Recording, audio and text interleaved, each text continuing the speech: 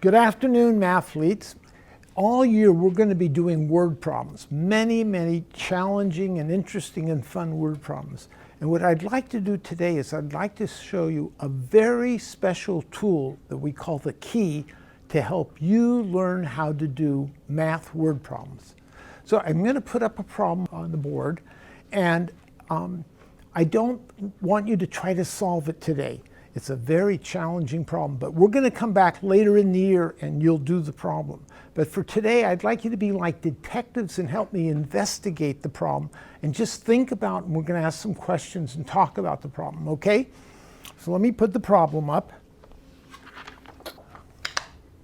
So read this problem with me. Lisa has a secret three-digit number. No digit is zero. She says the hundredths digit is a multiple of 4. The tens digit is a perfect square. The ones digit is a multiple of 3. The digits are decreasing. What is Lisa's Secret number. Wow, have you ever seen a problem so big before? No. How many sentences is this problem? Will you count them with me? How do we know we have a sentence? A period. Let's see. If we go along, Lisa has a secret 3-digit number. There's 1. No digit is 2. She says the hundredths digit is a multiple of 3. The tens digit is a perfect square, 4. The ones digit a multiple of 3, 5. The digits are in decreasing order, 6. What is Lisa's secret number? 7 sentences. Have you ever been asked to solve a math problem that's 7 sentences long? No. So what do? There's a key to solving mathematical problems that I'm going to introduce you to. And it will tell you how to go about solving problems like this. So I'd like to introduce you to the key now. Let's slide this over here. Can you read this out loud with me? The key to solving mathematical problems. Stop! The first thing you do is stop. Think. Go. Think. Go. Think. Go. This is a key that will help you solve problems like the Lisa problem. And I'd like to go through a set of activities with you now to show you how the key can help you become a better problem solver. So first of all, what's a key? Let's see, Sydney, can you tell me what a key is? A key is like something that helps you figure out something, like a problem. That was a very good response. I have a key in my pocket. Does it help me with this? No. What does that key do? Opens a door. It opens a door. We use the word key because just as they said, it can help you. A key is something that opens up things. And the key to solving problems will help you open up the problem so that you can solve it. What's the first thing this key says to do? Stop. Why would a key say stop? The first thing you need to do when you're solving a problem is stop. Stop and figure out, what are we solving for? What do we need to know? So the key says that when you get a big, long problem that's like this, that's 7 lines long, you need to stop and figure out what is it that we need to solve for. And then it says, think, go, think, go, think, go. Does it say think, go 1 time? No. It says it 3 times. Why do you think it says think, go 3 times? Yes? Think go means to kind of think about the problem and then go and try and solve it. And then you do it the second time, and it's if you got something wrong, so you could think about it and look at it again. And then you go again. And then on the third time, if you got it wrong, you could compare both of them, or you could look at the differences of them. That was a brilliant explanation. Think, go, think, go, think, go, because most mathematicians, like me, cannot read a problem like this and just do it. You have to think about it and do some things. You have to ask some questions to understand it and try some things. The key says you have to repeat and repeat and repeat your investigation.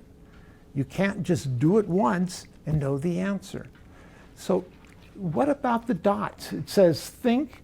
These are called ellipses. Can you say ellipses? Ellipses. Ellipses are 3 dots. Have you ever seen our 3 dots in your class before? What do the 3 dots refer to? Does anybody know what the 3? Yes? They kind of mean like to pause. To pause. Slow down. The 3 dots say think, slow down. Try something, go, slow down. Think some more, because you need to ask more questions about the problem. And slow down and try things. So what I'd like to do now is hand out a worksheet so that we can go through these ideas and practice stop and understand what the word stop means in the key. Okay? So please read the top of the worksheet with me. What do you see at the top? Here it goes. The key to solving mathematical problems. Stop, think, go, think, go, think, go. And notice problem there. A, there's the Lisa problem. So will you please read it out loud while I read it out loud with you? Stop. Write an open sentence so you know what you are solving for. Think. Read think with me. Ask questions that will help you understand every word and in the problem. The answers to your questions will help you solve the problem. Go.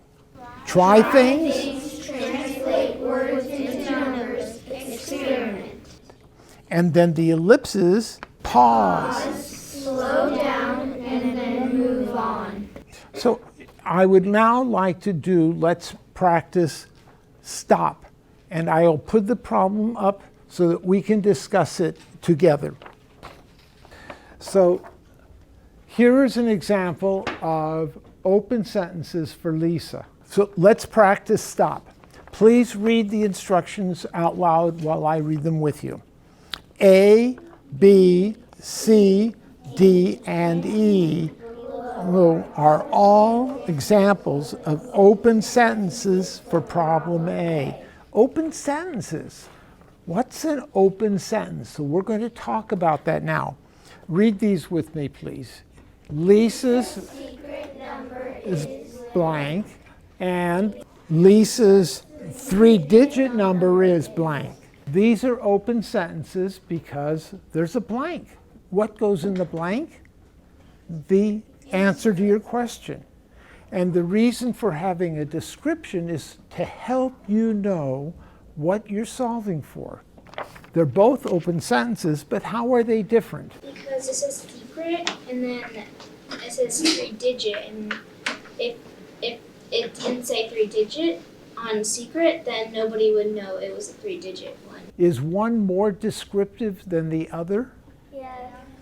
Is A or B more descriptive? B. Because it says digit. So if it was a 2-digit answer, would that be correct? No. If you wrote down a 4-digit answer, would that be correct? If you used A and it said Lisa's secret number is blank and you put a 2-digit number, would you know if it was correct or not? No. If you used B, Lisa's 3-digit number is blank, and you got a 2-digit answer, would you know if it's correct or not? Yeah. Yes. So having a descriptive open sentence helps you understand what you're solving the problem for.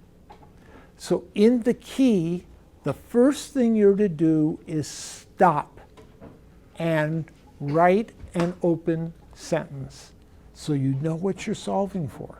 And that will help you in problem solving. Now let's take a look at the second part of the worksheet at the bottom. Here are 3 more open sentences for Lisa's problem. All 3 are correct, but they differ a little bit. Of the 3, which is the most descriptive that would help you be able to get the correct answer or know if you have the correct answer. C, a 3-digit number is blank. D, 3-digit number is blank. Or E, number is blank. Okay, Olivia, which one of the three is best? C, D, or E? C. Why? Because if like it tells you more than having just like E, which just says number equal. So all 5 of these are correct. And you need to learn what works best for you. Sometimes you may write just something like E, number is. Sometimes you may write something like B and spell all the words out, because that's what will help you best understand the problem to be able to solve it.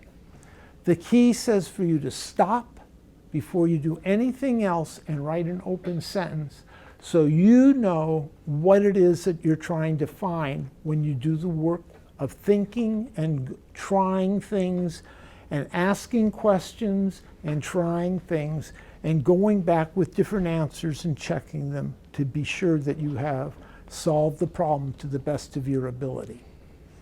So with that, let's stop talking about open sentences, and in our next lesson, we will talk about think and what it means to think about a math problem.